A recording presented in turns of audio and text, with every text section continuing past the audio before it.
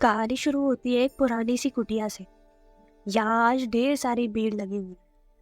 अरे, सो भंडारा चल रहा है। परंतु इतनी छोटी सी कुटिया में इतना भव्य भंडारा कैसे आयोजित किया जा सकता है? जितनी इस कुटिया की लंबाई चौड़ाई दिख रही है, मुझे तो लगता है कि मुश्किल से 5-6 लोग बैठ सकते होंगे एक साथ खाने के लिए। पर यहाँ तो लोग अंदर जाते ही जा रहे हैं। इतनी जगह है क्या अंदर? मैंने उस घर से निकलते एक आदमी से पूछा। उस आदमी ने कहा, भैया अंदर जाके तो देखो, लगता है हजारों लोग एक साथ बैठे हैं, पर ना तो खाना खत्म हो रहा है और ना ही जगह खत्म हो रही है। ये सुनकर मेरे मन में भी अंदर जाने की जिज्ञासा जागी, पर मुझे इस भंडारे का कोई आमंत्रण नहीं मिला था, तो भला मैं यहाँ कैसे जा सकता हूँ? मैं ये सोचकर वहां से जा ही रहा था कि एक कन्या ने मेरा हाथ पकड़ लिया और बोला, भैया रुको, ऐसे भूखे मत जाओ, माता का भंडारा चल रहा है। ये भंडारा सबके लिए है, जिसको भूख लगी हो वो यहाँ पर आकर प्रसादी ग्रहण कर सकता है। मैंने उस कन्या के सर पर प्यार से हाथ फेरा और अंदर चला गया। हे माता रानी, ये कुटिया तो केवल बाहर से ही कुटिया दिखती है, अंदर से तो महल है महल। मैंने वहाँ एक और आदमी से पूछा, भाई साहब आपको पता है ये घर किसका है और ये भव्य भंडारा किसने करवाया है? उस आदमी ने कहा, अरे हमारे ही गाँव का एक पुजारी है, उसी ने रखवाया है। जाओ जाओ, बहुत स्वादिष्ट खाना है, जाके बैठ जाओ, बड़े प्यार से परोस के खिला रहे हैं। जैसा उस आदमी ने कहा, मैं जाकर उस खाना खाने वाली कतार में बैठ गया और सच में इतना स्वादिष्ट खाना मैंने आज तक नहीं खाया। एक एक निवाला खाते हुए मेरे मन से सिर्फ आशीर्वाद ही निकल रहा था इस भंडारे को आयोजित करवाने वाले के लिए। मेरी बातें करने की आदत से मजबूर होकर मैंने वही मेरे पास में बैठे एक साधु से बात करनी शुरू कर दी। मेरा पेट तो भर गया है, पर मन नहीं भर रहा। केवल खाना ही नहीं, यहाँ खाना खिलाने वाले भी बड़े अच्छे से परोस रहे हैं। कितना अच्छा स्वभाव है ना यहाँ के लोगों का। उस साधु ने कोई उत्तर नहीं दिया, बस गुस्से में खाना चबाए जा रहा था। मेरा मन कर रहा था कि कह दूं, ज्यादा जोर से चबाओगे तो दांत ही टूट जाएंगे, पर मैंने ऐसा कुछ नहीं कहा। मैं क्यों भला किसी के मुंह लगूं? मैंने वापस उस साधु से बात करने की कोशिश की। अरे आपको पता है, जिस आदमी ने ये भंडारा रखवाया है ना, वो कोई बड़ा महाराजा थोड़ी है, वो तो एक छोटा सा पुजारी है, फिर भी उसने इतने अच्छे से व्यवस्था करवाई है। वो साधु को जवाब देने की बजाय और भी गुस्से में तिलमिला गया। वो कहता है, अरे इतना भी क्या प्रशंसा कर रहे हो उसकी? भला उसने ऐसा किया ही क्या है? 4 लोगों को खाना खिलाने से कोई दानवीर नहीं हो जाता। ऐसे छोटे मोटे भंडारे हम ऐसे ही कहीं पर भी दे सकते हैं। इस बार तो मैंने भी गुस्से में जवाब दे दिया, अगर दे सकते हो तो आज तक दिया क्यों नहीं? यहाँ पर क्यों चले आए खाना खाने के लिए? किसने बुलाया है तुम्हें? साधु वेश में हो, पर साधु जैसी भाषा तो है नहीं तुम्हारी। कौन हो? कोई ढोंगी तो नहीं हो? ये बात सुनकर वहाँ बैठे और लोगों ने भी मेरा समर्थन किया। सब कह रहे थे कि पता नहीं है कौन साधु है, तब से बैठकर बुराई किए जा रहा है।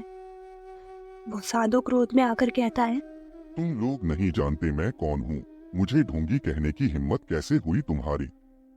यदि मैं चाहूँ तो पलक झपकते ही तुम्हारे शरीर से प्राणों को खींच लूं। मैं भैरव हूँ, भैरवनाथ हूँ मैं। सब ये बात सुनकर घबरा गए।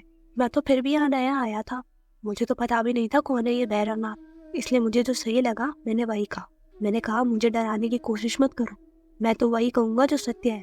अगर तुम्हें सत्य सुनने की आदत नहीं है ना, तो चले जाओ यहाँ से। ये सुनकर सभी लोग मुझे चुप होने का इशारा करने लग गए। भीड़ में से एक आदमी निकला और उसने मेरे कानों में कहा, शायद आप इन्हें जानते नहीं है, इनका ये एक बहुत बड़े तांत्रिक है। इनके पास ढेरों सिद्धियां हैं और ये सच में किसी के भी प्राण ले सकते हैं। इस गांव में इस तांत्रिक का इतना भय है कि पहले इसकी गुफा का रास्ता, जो कि हमारे गांव के अंदर से जाता था, बजाय इसके कि हम उस गुफा को इधर उधर करें, हमने अपना एक गांव का पूरा हिस्सा ही दूसरी तरफ कर लिया, ताकि इसके गांव का रास्ता कभी भी हमारे गांव से होकर ना जाए। ये सुनकर तो मेरे भी पसीने छूटने लगे, परंतु शायद उस साधु को मुझसे कोई मतलब नहीं था। वो तो उस पुजारी का दुश्मन लग रहा था जिसने ये भंडारा आयोजित करवाया। इसलिए मेरे मुंह ना लगते हुए उसने उस पुजारी को पुकारने लगा। उसने बड़ी जोर से आवाज लगाते हुए कहा, ओ पुजारी, इधर आ, तेरा अतिथि तुझे बुला रहा है। बेचारा पुजारी हड़बड़ाते हुए उस जगह पर आया और हाथ जोड़कर खड़ा हो गया। उन पुजारी ने कहा, हे साधु, क्या मुझसे कोई भूल हुई है? आप भला इतना नाराज क्यों हैं? क्या भोजन अच्छा नहीं बना? ये सुनकर साधु ने बड़े घमंड में कहा, ऐसा भोजन हम तो क्या हमारे पाले हुए पशु भी ना खाएं। हमें ये सब नहीं खाना। पुजारी ने पूछा, तो आप क्या खाना चाहते हैं? वो बताइए, मैं स्वयं अपने हाथों से बनाकर आपको परोसूंगा। तो उस साधु ने पूरी निर्लज्जता के साथ कहा, जाओ हमारे लिए मांस और मदिरा लेके आओ। ये सुनकर वो पुजारी समेत वहां भंडारे में आए हुए सभी लोग चौंक गए। सबके मन में एक ही सवाल था कि भला माता के भंडारे में कोई मांस और मदिरा की बात भी कैसे कर सकता है? क्या ये साधु जानता नहीं कि देवी माँ जगत की माता है? यदि उन्हें पता चला कि उन्हीं के नाम पर चल रहे इस भंडारे में उन्हीं की बेजुबान संतानों को मारकर भोजन करवाया जा रहा है, उन्हें कितना क्रोध आएगा। परंतु मानो उस साधु के वेश में आए हुए असुर को अपनी सारी मर्यादा भूल चुका था। उसने जिद पकड़ ली कि उसे यही सब चाहिए, अन्यथा वो गांव वासियों को श्राप दे देगा।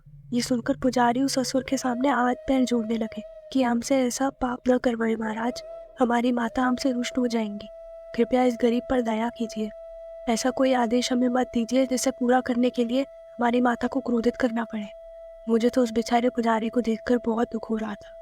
किस प्रकार वो अपनी भक्ति की दुआएं देकर भीख मांग रहा था। परंतु जरा उस असुर को तो देखो, उससे इस पुजारी की लाचारी पर हंसी आ रही थी। मेरी तरह गांव के सभी लोग मन में यही सोच रहे थे कि काश इस असुर का अभी ही अंत हो जाए। ऐसे दुष्ट के जीवित रहने से तो किसी का भी भला नहीं हो सकता। तभी वो कन्या जिसने मुझे हाथ पकड़कर उस भंडारे में आमंत्रित किया था, वो साधु रूपी असुर के सामने जाकर खड़ी हो गई और उन्हें पहले तो बड़े प्रेम से ये समझाने लगी कि वो जो मांग रहा है वो अनुचित है, परंतु वो असुर कहाँ मानने वाला था। तो उस कन्या ने क्रोध में उस असुर को चेतावनी दी कि अगर उसने अपनी ये जिद नहीं छोड़ी तो परिणाम अच्छा नहीं होगा। परंतु उस दुष्ट असुर ने उस बेचारी छोटी कन्या का हाथ ही पकड़ लिया और जोर से मरोड़ने लगा। ये देखकर ना तो मैं चुप रह पाया और ना ही गांव के दूसरे लोग। हम सब ने उस बच्ची को उस असुर के हाथों से छुड़ाया और उस असुर को खूब मारा, अब तक कि वो कन्या ऊपर पहाड़ी की तरफ भाग चुकी थी। उस असुर में बहुत शक्ति थी। उसने एक ही मंत्र से हम सबको पत्थर का बना दिया। हम सब हिल भी नहीं पा रहे थे और वो दुष्ट उस कन्या के पीछे भाग गया। वो कन्या कोई आम कन्या नहीं थी, बल्कि स्वयं माता वैष्णो देवी थी। उन्हें उस असुर से लड़ने के लिए ढेर सारी शक्तियों की आवश्यकता थी, इसीलिए उन्होंने 9 महीने की कठिन तपस्या करनी थी। इसके लिए उन्होंने एक गुफा चुनी, ये सुनिश्चित करने के लिए कि वो असुर गुफा के भीतर ना आ पाए। देवी माँ ने हनुमान जी को गुफा के पहरेदारी का जिम्मा सौंप दिया और गुफा में 9 महीने कठिन तपस्या की। परंतु उस असुर को इस बात की भनक लग चुकी थी कि वो कन्या यानी देवी माँ कहाँ तपस्या कर रही है। तो वो उस गुफा के सामने पहुंच गया और माता को ललकारने लगा। हनुमान जी ने उस असुर का डट के सामना किया, परंतु जब वो असुर इससे भी नहीं माना तो अचानक ही वातावरण में गर्माहट छा गई। बाल गंगा का शीतल जल उबाल मारने लगा। पेड़ों में आग लग गई थी और पशु पक्षी रोने लगे, मानो किसी बहुत भयानक घटना की चेतावनी दे रहे हों। ये सब संकेत हनुमान जी समझ गए और पीछे हट गए, परंतु वो दुष्ट इन संकेत को भी नहीं समझ पाया। उसने वापस माता को ललकारा और इस बार गुफा में से माता का सबसे भयानक रूप निकलकर बाहर आया। उनके घुंघराले बाल बिखरे हुए थे, उनके शरीर से भाप निकल रही थी, मानो उनके अंदर का रक्त उबल रहा हो। उनके गले में हजारों खोपड़ियों की माला थी। उनकी आंखें क्रोध से लाल हो चुकी थी। माता का ये रूप देखकर हनुमान जी उनके सामने नतमस्तक हो गए। अगर वो असुर भी उस समय हनुमान जी से कुछ सीखकर माता के सामने नतमस्तक हो जाता तो शायद माता उसे क्षमा कर देती, परंतु विनाश काले विपरीत बुद्धि। वो दुष्ट तो माता से युद्ध करने दौड़ा। उसी समय माता ने अपना त्रिशूल उस असुर की तरफ फेंका और तुरंत ही भैरवनाथ का सर डर से अलग कर दिया।